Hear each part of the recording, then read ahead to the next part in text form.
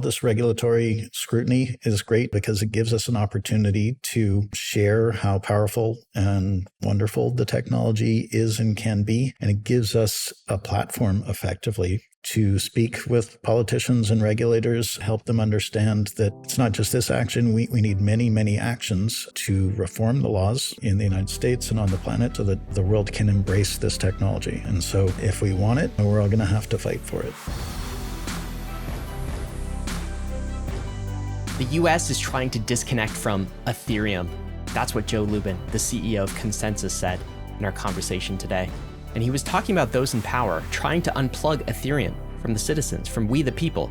And I gotta say, the evidence for that increasingly seems to back up that statement. The SEC is going after Kraken, Coinbase, Uniswap, Metamask. We've done episodes on many of these.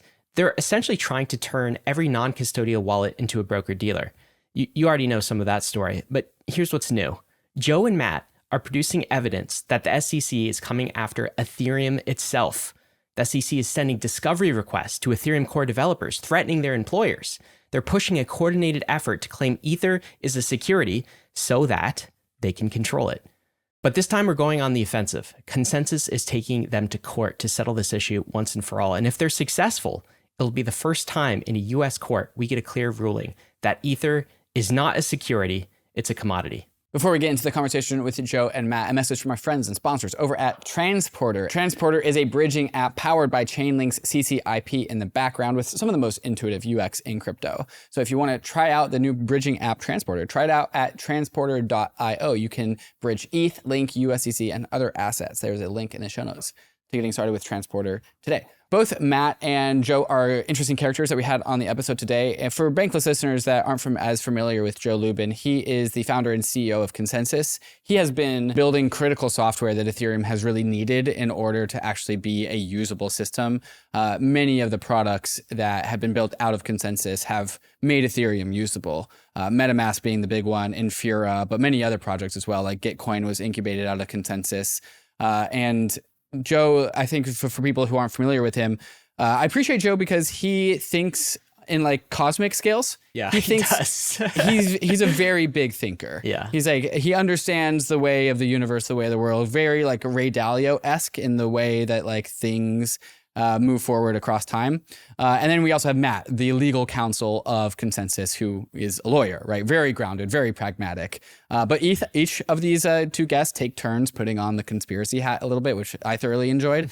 So these are the two guests on the show today, and they each bring their perspectives to the show, which I thought we've done these shows before, like SEC suing company suing the SEC, but this is different. It's different when it's Joe, and it's different when it's Consensys. Yeah, and what I appreciate about them, both of them, is they came here on this episode and they're here to fight.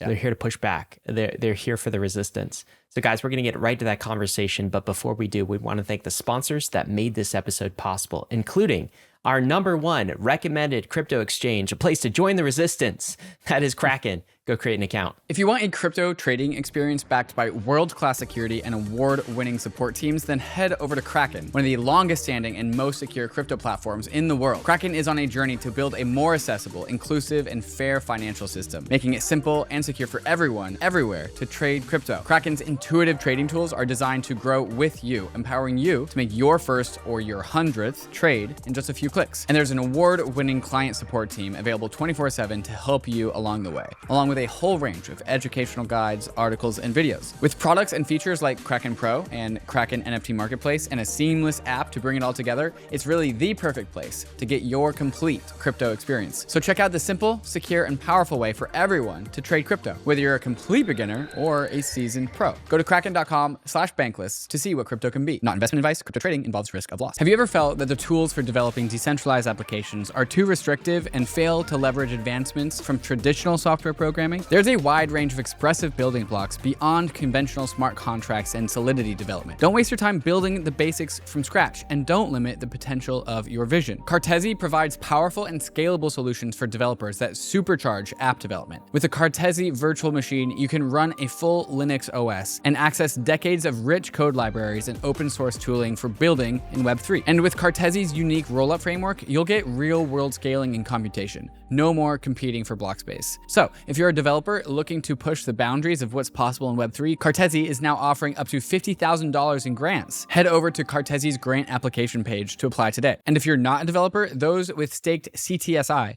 can take part in the governance process and vote on whether or not a proposal should be funded. Make sure you're vote ready by staking your CTSI before the votes open. Taking self-custody of your crypto is one of the most important things you can do on your Bankless journey. It's also one of the hardest things to get right, with huge consequences if you don't. If you want help going Bankless, talk to Casa. Casa helps you take custody of your crypto assets so you don't have to wonder whether you're doing it right. Casa is a one-stop shop for doing self-custody the right way. With Casa Vaults, you can hold Ether, Bitcoin, stablecoins, all with one simple app and multiple keys for the ultimate peace of mind, with a support team to help you every step of the way. But it doesn't stop at self-custody, because even though crypto is forever, you are not. We all plan on making life-changing wealth in crypto, but with Casa's inheritance product, life-changing wealth can elevate to generational wealth for your kids and your loved ones who don't know anything about crypto. With Casa, you won't lose your private keys and you won't accidentally take them to the grave either. Click the link in the description to get started securing your generational wealth. Bankless Nation, we have Joe Lubin. He is a crypto OG. He's the CEO of Consensys. He's been on the podcast a number of times. Consensys is the company behind a massive number of crypto projects, including many we know and love, such as the popular MetaMask wallet. Joe, welcome to Bankless. Thanks, Ryan. Thanks, David. And Matt Corva is here for the first time. He's the General Counsel at Consensys. He is leading the charge in this case against the SEC. Matt, welcome to Bankless. Thanks, David, Ryan. All right, guys, give us a rundown. What is going on at this point in time? The high level, it sounds like the SEC is maybe coming after MetaMask, coming after Ethereum in general, and you guys are taking them to court instead. I don't know, that's my high level TLDR. Can you tell us what's really going on? First, you, Joe. So at a high level, we feel that the Ethereum ecosystem is under threat, that the United States effectively is trying to disconnect America from Ethereum. We've been tracking this issue for quite a while, and we believe that the stakes are now clear and much higher than and more existential than we previously believed. And it seems that the SEC is intent on using surgical enforcement actions, granular enforcement actions to try to recast Ether as a security, even though it's been very clear for quite a while, based on statements made by SEC officials and CFTC officials and the way our whole ecosystem in the world has been operating, that Ether's been classified as a commodity for a long time. And worse than that, we're seeing, and Matt can flesh this out a little bit, we're seeing scrutiny of the technology. We're seeing scrutiny of actions that software developers are taking in building out the protocol. And that's either a merit-based evaluation that the SEC is engaged in. And I think Chair Gensler was on video a short while ago saying something like the technology is too volatile or unstable or something like that. Essentially by classifying MetaMask as a broker-dealer, which they've indicated that they're moving towards, it makes the entire industry, without even making it clear that Ether is a security, it makes the whole platform unusable. Because, again, by gaslighting, by refusing to utter that Ether's a security, they're effectively treating it behind the scenes as a security, and they're going after us and many others. And if MetaMask is a broker-dealer in the eyes of regulators, then pretty much all software on the Ethereum platform, which engages with the Ether token, swapping, doing other things with it, might have to go in and register with the SEC. And that's obviously going to chill all software development in the US and usage. Matt, this isn't the first case that we've seen either with the SEC versus crypto or crypto versus the SEC, but I think there's also just some new elements here. What about Consensys's case versus the SEC really stands out? What's the unique properties about this particular case? Yeah, so our case is really about three things. So the headline thing is MetaMask, right? That's sort of what Joe had talked about as well. It's the subject of our Wells notice, MetaMask wallet, the swapping feature, and the staking feature. The real differentiator, we think, in our case is to some other actions which have been about challenging agency rules or about specific company operations is Ethereum itself. Ethereum itself is under attack. As Joe said, the narrative we sort of like to talk about internally is we think they're seeking to unplug Ethereum, and we think that's just wrong. They have sort of deputized themselves, sort of the police of open source technology in a way that we think is outside of their agency authority. And so we've gone in front of a court in the Fifth Circuit of Texas to say, look, Judge, they are wrong here. Ethereum's a commodity. Everybody knows it's a commodity. The SEC has said it's a commodity. The CFTC has said it's a commodity. The facts show it's a commodity. They are outside the scope of their authority. On Ethereum, our complaint details that they have sought testimony from our developers and our professionals and document production, over 88,000 pages that we've produced to them over the past few years.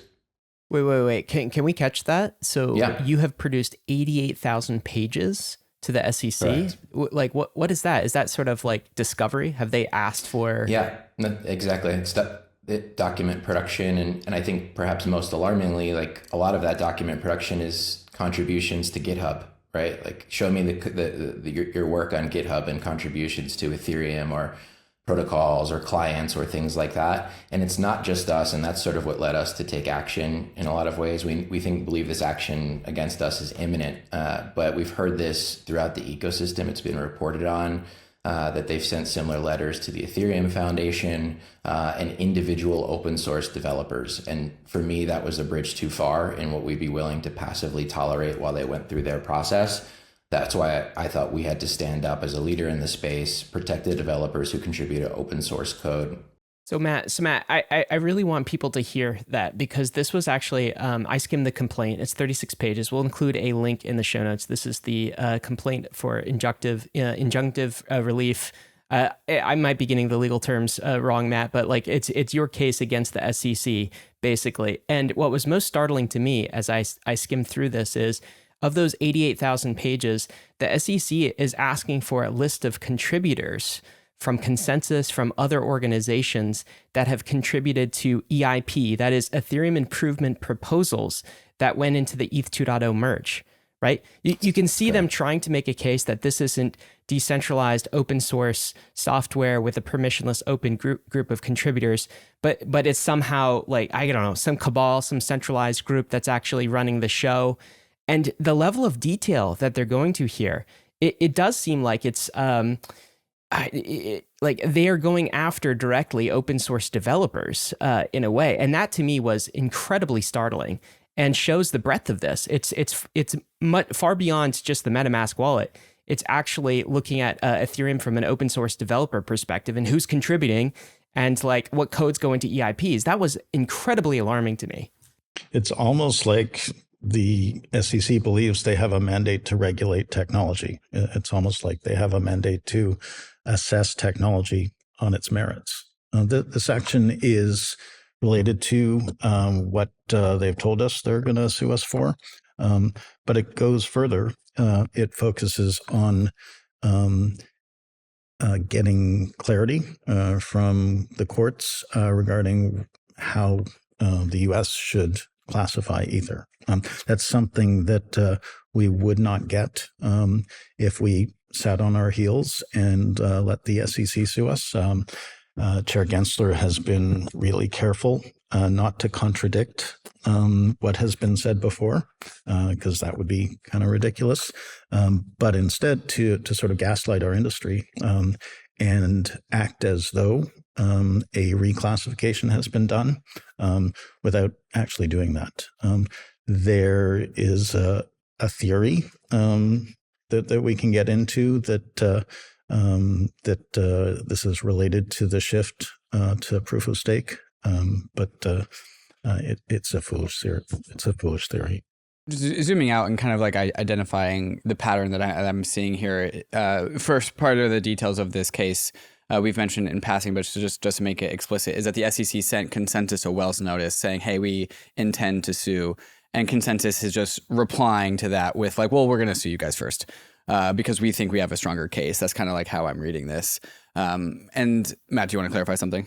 Yeah, I wouldn't say that's actually accurate. So this is an action we've thought about taking for a long time. And so we've been thinking about this for a while. They just so happened to send the Wells notice in the process. The Wells notice was informative of the fact that we don't think we're dealing with a reasonable party who has allegiance to the law. You guys all saw the Coinbase wallet decision regarding their swapping feature. So to get a Wells notice alleging that MetaMask swaps, which was the leader in the space and was doing that thing first, so the Coinbase wallet facts are very similar, is violating the same laws a judge just said did not apply to the wallet. That was perhaps another triggering factor in our decision to file, but we've thought their action was imminent for a while against us prior to the Wells notice. So this is something we've been preparing for and has been well thought out. Yeah, one thing we didn't want to do is harm the prospects of the approval of the EtherSpot ETF.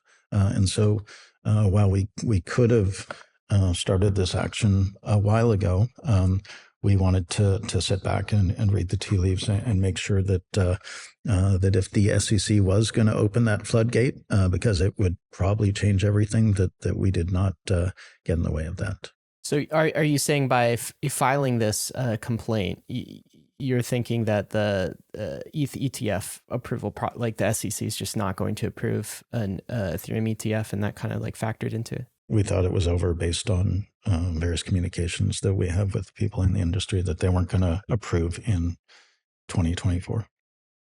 Yeah, the inverse is probably true, Ryan. So like we thought that we wouldn't need to bring the Ethereum action if the SEC was going to approve the Ethereum ETF, because that's sort of your best evidence to say, look, Ethereum's obviously not a security. This is just another instance of the SEC saying it's not in approving the ETFs, which would be a commodity-based ETF product. And so that was really what we were thinking about in relation to the ETF. You were kind of just waiting for them to do the right thing and hoping that they would. And they did. Yeah, that is a very good description. Yeah, and if they did the right thing, as I said, it would open the floodgates, similar to how the Bitcoin spot ETF affected our industry quite positively. We would see the rush of lots of capital into and attention on our space, and that would be a game changer, I think, for the Ethereum ecosystem. It would be something that would be likely to grow the ecosystem bigger and faster than it's grown before. And effectively, there'd be no gaslighting at that point. Right. And it's been pretty clear from the actions that we're observing of the SEC that they just don't want that to happen. And so there's like two elements to this case that I'm seeing. There's like the narrow things that the SEC is accusing Consensys of, like your guys, like MetaMask is a broker dealer, is something that they are accusing or believing that is the case. And of course, MetaMask disagrees. Most people disagree. There's evidence to say that disagrees. But that's like the narrow case between Consensys versus the SEC. But I think you guys are also kind of just like zooming out and seeing the pattern of the SEC as a whole, including the information that they are not disclosing, the cards that they are keeping close to their chest, which is the pattern, which is that, like Joe, I think you said it very well, the SEC is trying to unplug the United States from Ethereum. That is not something that they have said that they are doing. It's not something that they are articulating that they're doing. But with all of the evidence of the other court cases and the behavior of the SEC, I think this is something that you guys believe that you guys have enough evidence for to present in case in a court case. And so this is actually kind of like the bigger battle. It seems to be like Consensys believes, and Matt, check me if I'm wrong, that there's enough evidence out there to show that the SEC has some unspoken mandate to unplug the United States from Ethereum, and that we can actually like push this as an issue into court and get a judge to actually agree with your guys' position. And if that is the case, that you guys do prove this, what's the outcome of that, Matt? Like, how does that improve things? Yeah, so our case doesn't really rely on the overall narrative because we can just look at the isolated facts regarding their involvement in Ethereum. We can look at their multi-year investigation following the Hinman speech about Ether, following the CFTC position about Ether, following the fact that it's been around for so long. Why don't you just say, this is sort of the point some congressmen have said in the past few days after learning about this. If you've changed your position on Ether, why don't you just communicate that to the market? Why are you doing this in secret? This is a $400 billion asset class. This is no way to conduct business in the United States.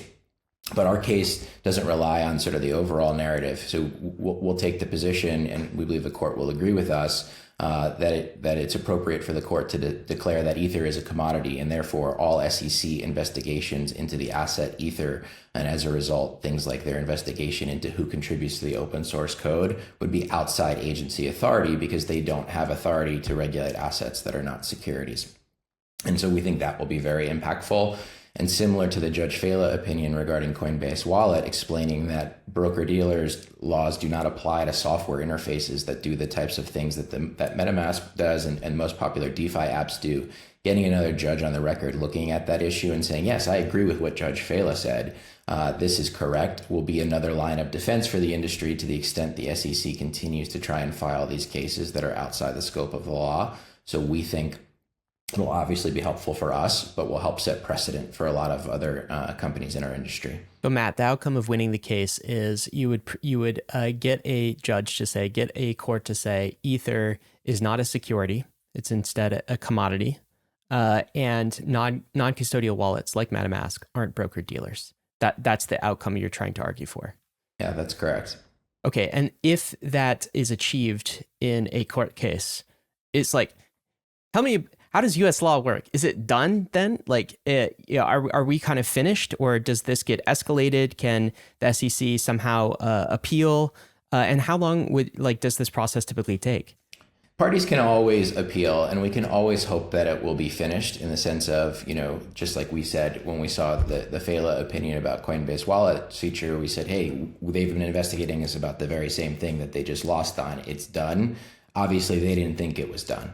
So, judicial interpretation and precedent relative to agency action. I think if you are an agency and you have adherence to due process and you're acting in good faith, you're going to look at those decisions and say, hang on, let us take a step back from our regulation by enforcement approach.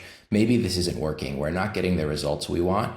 We need to either do rulemaking, notice and comment rulemaking, good agency practice, or what probably needs to happen, and it's discussed in our complaint, we need to go to Congress and say, Congress, we don't have the authority to sort this out. The courts have said we don't have the authority. We think there needs to be some regulation. And let me be very clear, Consensys is not anti-regulation. We think there's lots of room for good regulation to help improve the crypto space. But that's for Congress to sort out at this point, not for one agency to declare itself police of the open source internet and regulate the entire stack. So how does the process unfold? We hopefully win in Texas. That will be a win in the sort of win column for the crypto industry. To get to the higher courts in the U.S., you need something most often what's called a split circuit on issues. So the court in Texas resides in what's called the Fifth Circuit. The courts in New York reside in something what's called the Second Circuit. And so to the extent the Second Circuit and Fifth Circuit disagree on issues of law, that is how you get to higher courts in the United States most quickly, most often. And so you can deal with the Court of Appeals and potentially ultimately get an issue up to the Supreme Court if it's big enough. So, for example, Howey's application to crypto, is Howey the right test? Is Howey even the right law? Should it exist? People have sort of been theorizing, how does that happen with crypto? How does it get to the Supreme Court? It's a many-year process, and we're hopeful that people will see reason before dragging it out all the way that far. What would that mean? So you win, let's a many-year process to get all the way to the Supreme Court if the SEC sort of digs its heels in. But what's a happier scenario? You win this case and maybe the SEC just backs off. Could that happen? That could happen. They could certainly change their approach. I think everybody has been pretty sober about the fact that this has been the approach from this SEC and this sort of chair's agenda regarding the crypto industry. As Joe said, he said lots of negative things about the crypto industry after being a professor, teaching about it for a while, I guess, perhaps somewhat ironically. That's in the complaint, by the way. There are clips. If you haven't seen this, Bankless listener, there are clips from Gary Gensler, MIT professor Gary Gensler, acknowledging, like, you can go watch the video, acknowledging that Ether is not a security. Ethereum is not a security, as well as like Litecoin. I think he lists Bitcoin Cash. He said, like, go watch the clips. This is from recent history as well. Matt, was it like 2018 or something like this? It was sometime around that era when he was a professor at MIT. And these things just sort of point out like why we had to take this action. For a while, we felt like we were living in a bit of, like a Looney Tunes type scenario. Like, wait, you mean you're going to you're going to flip-flop, you're going to flip-flop this way? What's going on? Court says this, now you're going to say the opposite thing. We've seen alarming things like the debt box case where some SEC professionals were sanctioned. It was all too much for us, and that was sort of that paired with the imminent of their attack on us led us here to try and get the clarity. I use the phrase to borrow a phrase from Chair Gensler, cop on the beat. Chair Gensler, that's one of his phrases regarding crypto, that it needs a cop on the beat, and he's there to be the cop on the beat. We view ourselves as the cop on the beat now in this scenario, the cop on the beat to regulate agency overreach and to help clean this up and try and bring a resolution. All right, so Matt, let's do a scenario here. Like, imagine you're making the case in a courtroom, and you've got like two arguments to make. And again, I'm sure your case would be much longer, so we're looking for like a faster bullet point abbreviated version. But you're making the case that Ether is not a security, okay? And then you're also trying to make the case that non-custodial wallets like MetaMask aren't broker dealers. Let's start with the first. Ether is not a security. What are the bullet points of that case for a courtroom to hear? The Ethereum protocol and the Ether asset, which is needed to use the protocol, is just an open source piece of technology. It is decentralized, sufficiently decentralized, as Bill Hinman said. No party exerts control over the protocol. Development is done in public to the extent you think that development could impact asset prices. That's no different than other large commodity industries, gold, diamonds, etc. And so we think there are great similarities between oil is probably the best example as a consumptive, commodity that people invest in, but also use in daily life. Ethereum is just another version of that and a very important sort of iteration of open source internet protocols. And so that's the core legal argument. But I think it's even easier than that. It's not a security because the CFTC has already done the homework to say it's a commodity. The SEC has already done the homework to say it's a commodity. One chair's sort of post hoc review of that process and his attempt to rewrite history will fail because for the factual reasons it's not a security, but also because lots of people have done their homework and reached the same conclusion. Well, Matt, here's what I don't understand. We have ETF futures for Ether, the asset, that have been CFTC blessed, and the CFTC governs over commodities, right? Like, is that evidence that just says basically this is already recognized, like Ethereum is already recognized as a commodity? That's certainly evidence, but there's even better evidence than that, Ryan, that's talked about in our complaint. In October of 2023, so just last fall, the SEC accelerated the effectiveness of a Ethereum futures ETF product. And so that was a big thing. That was the sort of, again, it didn't just go effective. The SEC accelerated the effectiveness. So that's them taking an affirmative step to, again, list a Ethereum futures-based ETF product. They can't do that if they don't view it as as a security, if they view it as a commodity. And they have a standard, and hopefully I'll get it right in this sort of brief, but to do that accelerated approval, they have to take in the public interest and investor protection. That's the legal standard they're held to. And so in October, in doing that, they're saying, hey, we're going to approve this, and we're taking in public interest and investor protection in doing this. And now a few months later, they're going to say the asset that they just said was fit for approval as a commodity-based futures ETF product is actually an unregistered security. Please make it make sense. And that's why we're taking this action, right? You have the history of CFTC and even the SEC all along the way telling you it's a commodity. And so, it is very confusing. It feels like a reasonable judge would just look at this and just be like, this is so odd. well, like, what are the, like, why are they about facing here? Why are they hitting the handbrakes here? Joe, do you have anything to add to that first case? I'm gonna get Matt to comment on the non-custodial wallet, like part of the argument, but on the just Ether is not a security case. So the broader context is that our ecosystem is likely perceived as a threat by factions within the US and other parts of the world to how they have been doing business for millennia. Certainly big banks in the US don't love the idea of disintermediation and decentralization. We've had millennia of authorities governing the world, and the U.S. is top dog right now through intermediaries. And the decentralized protocol industry comes along and says, disintermediate all the things. We can build better systems and reduce the need for trusted third parties. And there is a concerted effort, it appears, in the United States to make sure that they can conduct business as usual. There are certainly factions that believe that decentralization is consistent with free market capitalism and Western liberal democratic philosophies, and perhaps that's why we're in this sort of quantum state where certain entities are seeing things clearly. The courts, judicial system, the CFTC has been seeing things clearly. The previous SEC administration saw things reasonably clearly. But the current ruling party seems to want to preserve their ability to run the world through different kinds of intermediaries, financial intermediaries in particular.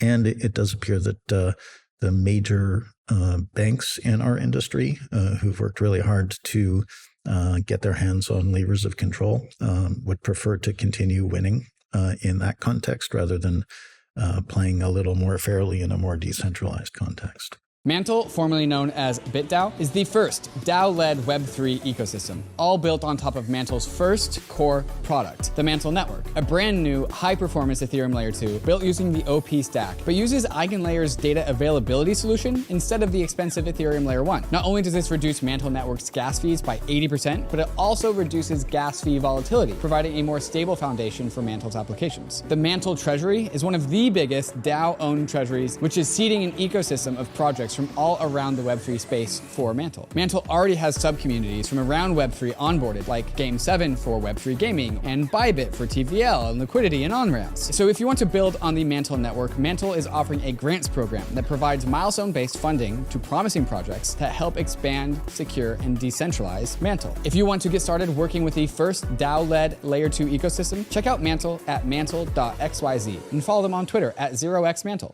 Launching a token? Worried about the IRS? Talk to Toku for 5 minutes to learn how to save hundreds of thousands of dollars for you, your team, and your investors. Now, if you do an initial consultation, Toku will cover the cost of your token valuation, which is what you need for your launch. So don't wait. Reach out to the team right now at team@toku.com. That's team@toku.com. Celo is the mobile-first, EVM-compatible, carbon-negative blockchain built for the real world, driving real-world use cases like mobile payments and mobile DeFi. And with Opera MiniPay as one of the fastest-growing Web3 wallets, Celo is seeing a meteoric rise with over 300 million transactions and 1.5 million monthly active addresses. And now, Celo is looking to come home to Ethereum as a Layer 2. Optimism, Polygon, Matter Labs, and Arbitrum have all thrown their hats in the ring for the Celo Layer 2 to build upon their stacks. Why the competition? The Celo Layer 2 will bring huge advantages like a decentralized sequencer, off-chain data availability secured by Ethereum validators, and one-block finality. What does that all mean for you? With Celo Layer 2, gas fees will stay low, and you can even pay for gas natively using ERC20 tokens, sending crypto to phone numbers across wallets using Social Connect. But Celo is a community-governed protocol. This means that Celo needs you to weigh in and make your voice heard. Join the conversation in the Celo forums. Follow Celo on Twitter and visit celo.org to shape the future of Ethereum. Welcome to Consensys 2024. Consensys is one of the biggest hubs for all things crypto, blockchain, and Web3. This May, Consensys is celebrating 10 years of decentralizing the future. Going to Consensys means being in good company with over 15,000 attendees from over 100 countries. You'll have the opportunity to learn directly from the architects and advocates representing Bitcoin, Ethereum, Solana, along with the teams from popular layer 2s like Mantle, Arbitrum, Optimism, Base, and others. But Consensys is more than just discussions and presentations. Badge holders get access to witness 10 professional karate combat fights and one unprofessional one between myself and Nick Carter. For the visionaries, Pitch Fest is your spotlight, presenting a stage for the most promising early-stage Web3 companies. And for the devs, the hackathon offers a unique chance to build your next project or take your existing project to the next level. Immerse yourself in hundreds of side events and hacker houses scattered around Austin. Register for Consensys 2024 today and save 20% with code Bankless.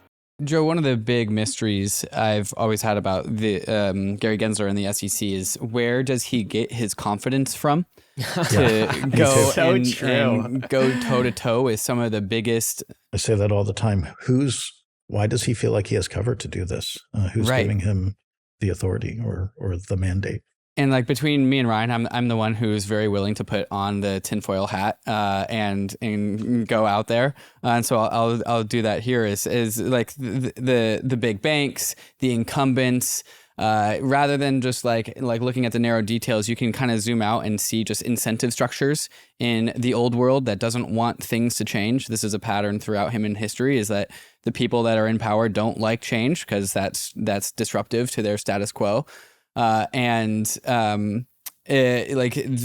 could be some sort of pipeline between the incentives of those power structures into the current political party that put Gary Gensler in power in the first place. And that is like the perceived blank check that Gary Gensler has to do some of the things, the harassment that he's done of this new power disrupting industry. And so like, is that kind of where you're saying like where he has this like blank check from incumbent power structures?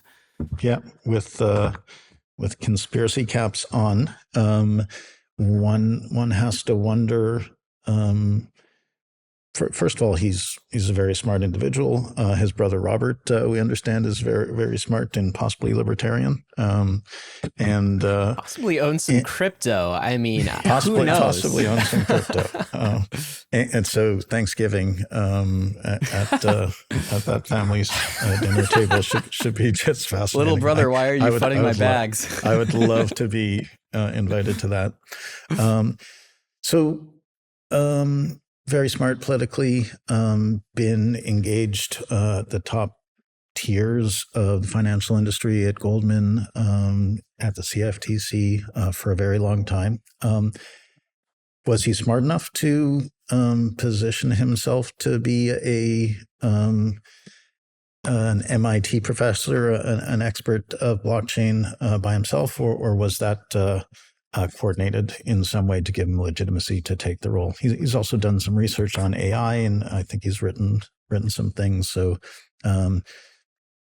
either way, we find ourselves in this position.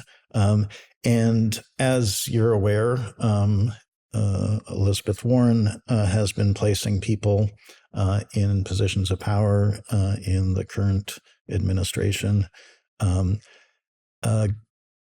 John Deaton, is now going up against Elizabeth Warren.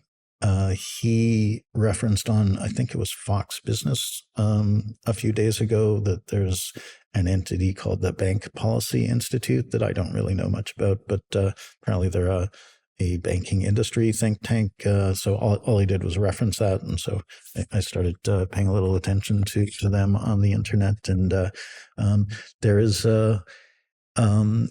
a coordinated effort involving Elizabeth Warren and those banks that she used to attack quite strongly to make sure, again, the banks can continue to operate business as usual, and the U.S. government can continue to operate business as usual. I'm not usually like on the tinfoil hat side at Bankless. David has that territory covered for us. But I gotta say, just like observing sort of what's been happening with crypto, it's hard to not see this as part of a coordinated effort against crypto. It's almost as if Gary comes to chairman of the SEC, and he's sort of tapped by somebody, some group, basically says, hey, what can you do to just like slow this down, right? Sure. I'll work with these other agencies and like we'll do other things to slow it down. But the SEC, like how can you gum up the works, right? You throw it in the court system, like what can you do here just to buy us more time to figure out how we fully stop crypto? I mean, if that conversation happened either explicitly or implicitly, we would see the actions essentially that Gary Gensler is taking now. And it would be a rational explanation because apart from something like that, it is hard to find a rational explanation for not only the actions he's taking, but the degree of confidence that he's like taking these actions with, as you and David were just saying, Joe. Yeah. So slowing it down is one thing, and maybe it's not even a terrible thing. So slow it down for the benefit of big financial institutions so that they can get involved, or maybe slow it down because the discontinuity that we could face if Ethereum, the platform, and Ether, the token, just rocket from here as a result of the floodgate of the EtherSpot ETF being opened, that could be pretty jarring to a society. And so maybe these kind, wise souls who are running the government are just thinking about smoothing the transition to a rigorously decentralized future. I don't think that's true. I think more likely they're trying to maintain the structure of control in the US and across the planet and try to figure out how to co-opt the technology and dumb down the technology and make it a sort of either an American style decentralization where you got to register and there's significant regulation and backdoors and things like that. And so it's basically a clash of civilizations at this point between those who want to maintain top-down command and control and those who believe in rigorous decentralization. 2023 and 2024 has certainly felt like that. I want to get back to Matt in the court case he was making. Take the conspiracy hats off. So we got to take that off because these are things that may be going on and like are likely going on, but we can't prove them necessarily. We don't have the evidence of kind of the backroom conversations necessarily. So Matt's role is to bring evidence to the courts to prove that Ether is not a security. And also the second aspect that I want to get to, that non-custodial wallets aren't a broker dealer. So Matt, what would you say to a judge about like as evidence for why, or what's your case for why MetaMask is not a broker dealer? So I think just very plain and clear, non-custodial wallets themselves can never be broker dealers. If you think about what they just do, they're self-hosted software that lets you manage your private keys and author transactions. Can't be a broker dealer under any sort of conception of the law or history of broker dealer laws. More specifically, even better for the industry, services that have developed around utilities like swaps or MetaMask staking, which allows you to connect to the Lido and Rocket Pool protocols. So if you want to participate in those protocols as an individual user of MetaMask, you can use the MetaMask staking feature and connect with those protocols. The SEC says that mere connection to Lido and Rocket Pool, two services they allege are offering unregistered staking products, is broker-dealer activity. And so why is this all wrong? For the reasons that you all touched on it in the conspiracy segment, which is that the world has evolved around intermediaries, and the government and our history of laws regulate intermediaries, and for good reason, right? Intermediaries are historically where things have gone wrong.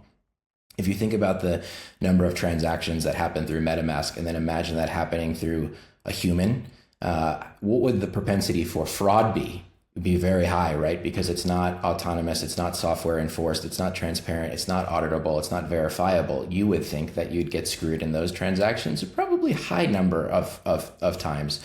But software is different. It's disintermediated, and all it's allowing is a technology service for a user to transmit instructions, to their own instructions, to where they want. I want my instructions to go to Uniswap, and I want to tell Uniswap I want, 5 USD for, a corresponding amount of tokens I'm willing to sell, and verify that logic is actually happening and being enforced exactly how the user said on the blockchain. And so why can these things not be broker-dealers? Because the broker-dealer laws regulate human intermediaries that perform human discretionary acts. They negotiate on behalf of customers. They seek prices on behalf of customers. They custody customer assets. And of course, our services and similar services offered around the industry don't do that, right? They're software-based, they're non-custodial, they rely on code. They are not exerting the authority that the broker-dealer rules for good reason seeks to regulate, because it is not needed in this context. And I think that's what Judge Fela in the Coinbase wallet really sorted out. She said, like, hey, look, this thing doesn't, at a very preliminary stage in the case, this is software. This isn't regulated broker-dealer activity, aka human activity in some way. They're not doing broker-dealer things, they're doing technology things. And that's not what these laws are meant to regulate. Matt, it's just software. And also what I can't get my head wrapped around, and this is just like the layman's conclusion. So I have, let's say, a hardware wallet, Ledger wallet, and I use that with MetaMask. I have custody of my property the entire time. I'm not giving that custody to any third-party intermediary. There's no kind of like broker in that entire transaction, any more than like a vault I might have somewhere in my house is like a broker dealer. That's just a place where I store my assets. And so like that part just doesn't pass the common sense person on the street test in any way. And back to Joe's comment, I want to give people the sense of what it would mean if all unhosted wallets, if all non-custodial wallets were labeled as broker dealers, because it would be pretty severe. Joe earlier in the conversation said, if MetaMask is a broker dealer, then all software on Ethereum has to come into the SEC and register. What's the alternative? So let's say the SEC wins in their world, all non-custodial wallets are broker dealers. Like, what would that actually mean for all of the stuff that we have on top of Ethereum today? I think from a legal perspective, I'll just answer and say, like, it doesn't have to mean anything bad per se, but it does because we haven't done the rulemaking and we haven't done the homework. If the SEC wanted to create a framework such as those previously sort of developed by Commissioner Peirce, a former guest of the podcast, and I think crypto industry favorite, people have had ideas of how do you regulate these things in ways that don't block the technology. The problem with the SEC's approach is to say, hey, I want to classify this thing as a security or a broker dealer, and then not promulgate any rules for that technology to work. Because again, those rules, historical rules, require intermediaries, they require transfer agents and all these humans, and they require things that the SEC has not provided guidance or rulemaking on, including the guidance or rulemaking to even register. You couldn't register Ethereum today, even if you wanted to. You couldn't register a token. It's very confusing, despite what the administration has said. You can't just come in. It's not a form on the website. You can't just come in and talk to us and register. Many legal hours have been poured over trying to figure that out. So it's not catastrophic to the extent we develop a framework, but there's been a refusal to develop that framework. And I think that's a huge problem. Yeah. So if the SEC wins, apparently we could purchase Ether or at least custody maybe our Ether at an organization called Prometheum. So speaking of this is a simulation, interesting name, Prometheum, rhymes with Joe, one of my favorite protocols. Can we just tee that up for a second? Because I don't know if you have any takes on this, on what Prometheum is. So it came on our radar. I was actually talking to David about like, should we do a podcast on this weird Prometheum thing to try to explore and find out what it is? But it felt like a digestive exercise in journalism. But Prometheum and the guy who runs it, it seems like it's this exchange that has been given SEC regulatory approval to list Ether, but list it as a security. And the CEO is making the rounds, basically saying, I have the only registered crypto exchange like only in America. Can trade Ether. And on my exchange, I'm calling Ethereum a security, and therefore it's a security. And look, everybody, I can get a registered exchange in the US where everyone else in crypto says it's impossible. Aren't I a good boy? All of these things. Meanwhile, he has no liquidity. Like no one's using it. No one's there. It's a really bizarre story. I don't know if you have any takes on like what this thing actually is. Bankless folks can go, like find their own information about it. But like, do you have a take on this? So I think it might be an attempt to create an American-style decentralization, a limited version of using these protocols to enable tokenization. Larry Fink likes the idea of tokenization. I hope Larry Fink and BlackRock really like the idea of radical decentralization. Matt, can you make any sense of how they could possibly have approved Prometheum? So maybe it's my turn for the tinfoil hat. Yes, we get the lawyer. Yes. So Chair Shadow Gensler, super lawyer. Chair Gensler is actually brilliant in a lot of ways. In many ways, he's a very smart guy. People who know him, nobody will dispute that he's extremely smart and well thought out. The Prometheum approval, which is just approval of a narrow sort of purpose broker dealer, the only one who's received such approval to deal in crypto, I think is factually correct. So many have applied, but only Prometheum has received this approval. Dropped just a few days before Gary Gensler testified before Congress on the need for crypto regulation, right, as a convenient way to say, hey, we don't need regulation. We've approved these things. They just have to come in and register, just like my friends here at Prometheum. And he gave testimony. The CEO of Prometheum gave testimony in front of Congress about testimony. This. Okay. Exactly. And tracing it back to our complaint, this is something Congress has picked up on in the past few days. Chair Gensler went before Congress to testify about the need for crypto asset regulation again in 2022. If you look at the timeline on in our complaint, as we talk about the Ethereum order, sort of this order deputizing the staff to go after sales and trades in Ethereum as a securities transaction, mere days before he appeared before the Congress and had that infamous exchange with McHenry, where he refused to answer whether Ether was a security. I will leave it to you to interpret whether that all of these timing things are coincidences. Notably, right before Paul Graywall was set to testify, Coinbase gets hit with a lawsuit, right? So, there's one instance coincidence, several instances, maybe part of a trend, part of a plan. And so Prometheum could just be a pawn in this sort of, let's just try and slow things down. Let's try and convince people. Here's the bizarre thing about all of this, and why, like, I am convinced it'll never work. Like, they can't win, is because no one wants to use that product. No one wants to use Prometheum. We already have a centralized financial structure in the U.S. and it's working great. People want to use MetaMask, they want to use Uniswap, they want to use the Coinbase exchange because it's like a 5 to 10x improvement. So, like, how can they win when no one's going to use their products? They can win by chilling activity. 2 decades ago, the BitTorrent protocol looked very promising. The Record Industry Association of America, the Motion Picture Association of America began sending, I guess, cease and desist letters or taking children and their mothers to court, and that really put a chill on that technology. It continued at a low level for quite a while, but that was a decentralized protocol technology.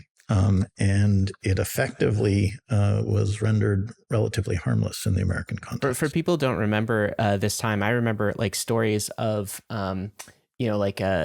somebody's grandmother who would receive a notice from like their ISP that their grandson was like downloading illegal music, and like a scary letter comes in the mail, like with like fines and all of these. Someone you know, Ryan? Yeah. We'll cut that from the episode. We've all David. had our LimeWire days. I mean, so like that's kind of the chilling effect that they could have. But, back to, I guess, the broader conversation here, Joe, where you feel like this is maybe in the context, these cases are part of a coordinated effort to unplug the US from Ethereum. That doesn't mean Ethereum gets unplugged. It just means the US is less tapped into Ethereum. Our developers have to be shadowy supercoders and go underground. Our entrepreneurs have to move offshore to different jurisdictions. But other jurisdictions will probably promote, will fill in the gap, will fill in the vacuum. Do you have any take on, let's say things go bad, they get worse. Maybe we lose these cases, maybe something like bad happens. What happens to Ethereum and to the crypto movement? So currently, let's say the U.S. Is anti-Ethereum, and in relation, other nation states are a little more pro-Ethereum because Ethereum decentralization levels the playing field for those nation states against the U.S. Yet the U.S. has a very long arm and can influence other nation states quite significantly. And it's a long game. This isn't about the next few years. This is about perpetuating the system for as long as possible in certain people's minds. And so one could imagine, again, I said it's a clash of civilizations. This is about whether decentralization, disintermediated systems are allowed to persist, allowed to continue to make life better, or whether they're stamped out in favor of the current system. We're in a world of so many threats, existential technological threats that are relatively inexpensive to acquire for small groups. And from that perspective, you could see that it might make sense to people who like top-down command and control because they can use very rigorous versions, very controlling versions to stamp out existential threats to humanity.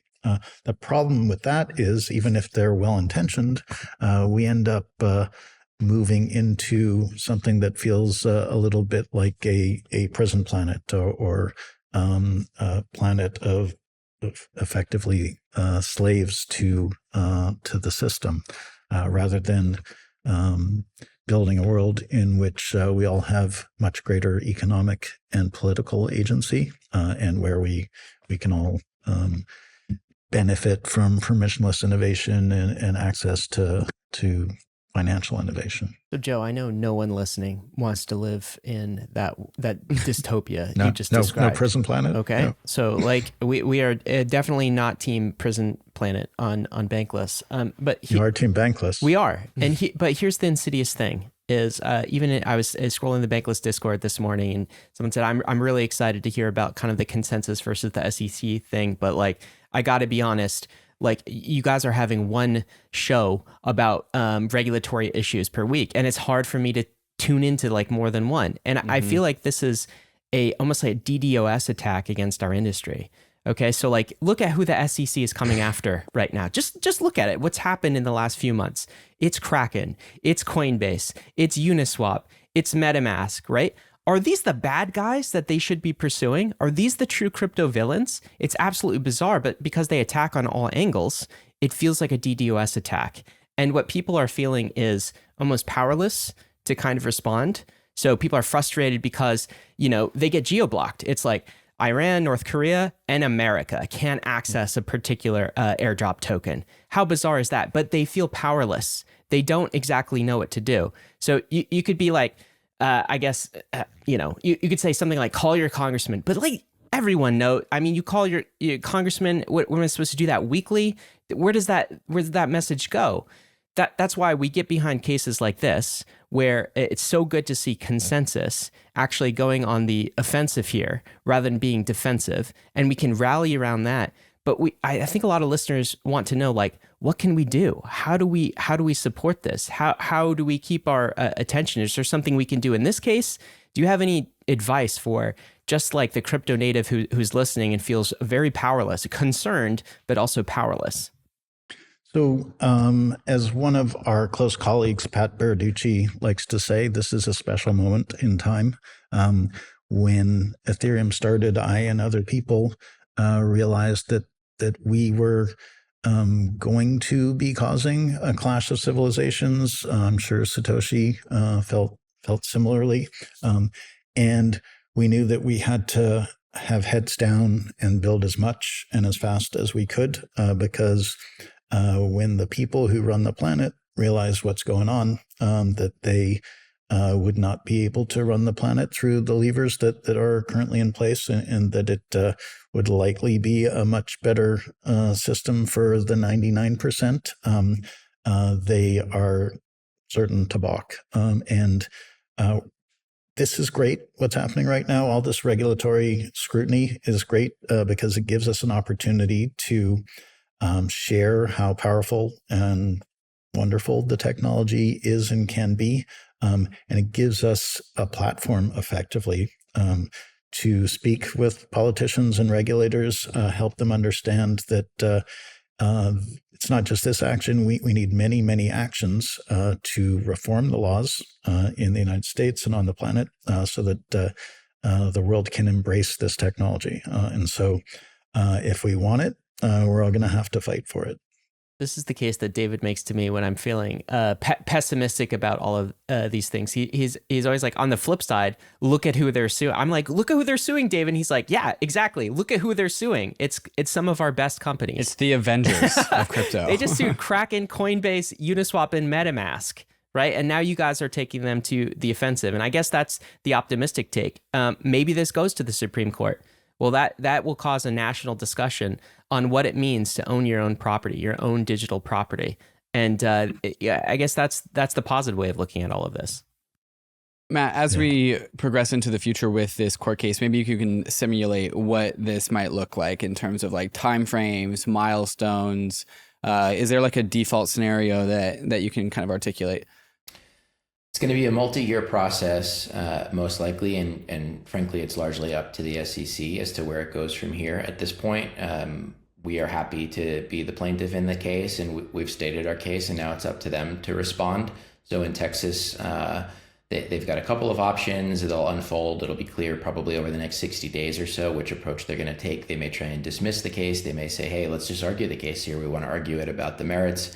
And we'll get into what you usually see, and you've seen it in the Ripple cases and the Coinbase cases, an exchange of briefs. Here's why they're wrong. Here's why we're right. Here's why they're wrong. Here's why we're right. And then the judge hears the arguments, and it progresses.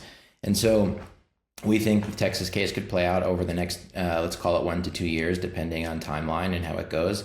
The SEC may also continue to file their own cases around the country. They seemingly have limited resources. Somebody joked to me, the only people they go after are crypto and Elon Musk these days. So they have lots of trial lawyers sitting around, it seems like, to deploy on these things, and they can continue to bring their actions that they want.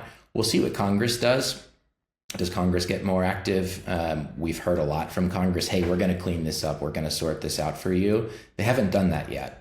Congress is the quickest path to resolution. The courts are path to like a final, clear picture, but they're slower. And so hopefully Congress front runs this, and we don't have to be so inefficient. We can focus on building. People can build confidently in this country. Joe talks about it all the time. It's a matter of national economic security. U.S. involvement in Ethereum, as you guys pointed out, these are all U.S. companies that are leaders in this space, and they're trying to throw them out of the country and put them out of business. Doesn't make a lot of sense when you think about the big picture. And so hopefully people come around to that sooner. But if not, the court case will play out. Yeah, so I think the best we can expect is probabilistic finality as some of these cases make their way up towards the Supreme Court, and with gridlock in D.C. As Congress fumbles and tries to understand the technology and hopefully weighs in. In the meantime, these two civilizations are proceeding in parallel. Our civilization, the decentralized civilization, is growing quite dramatically in value and in number of participants. And so if we can keep things going in the U.S. and other places, then our world can grow and hopefully grow really fast. Hopefully in 2025, the SEC is forced to approve the Ether spot ETFs. That'll be a game changer. And frankly, the legacy world needs to continue to operate and service the cohorts that are most comfortable in that world as more and more people spend their work and leisure time in the decentralized protocol ecosystem. So we can just grow our way into real finality.